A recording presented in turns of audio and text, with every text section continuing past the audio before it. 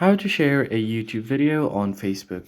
First, open up your YouTube application, and then from here, you're gonna have to select a video that you want to share on your Facebook.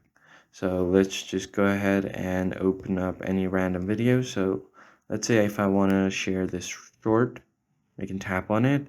Now tap on the share icon at the bottom.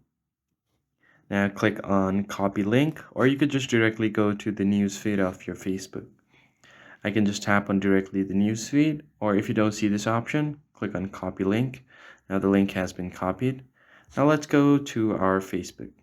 So I'm just going to go ahead and go to the Facebook.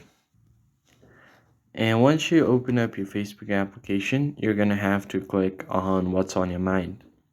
And here you could just paste the video link. So let me just do that.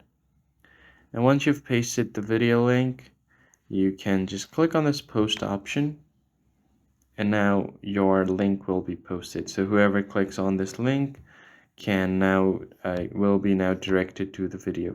And that's pretty much it. I hope this tutorial was helpful to you guys.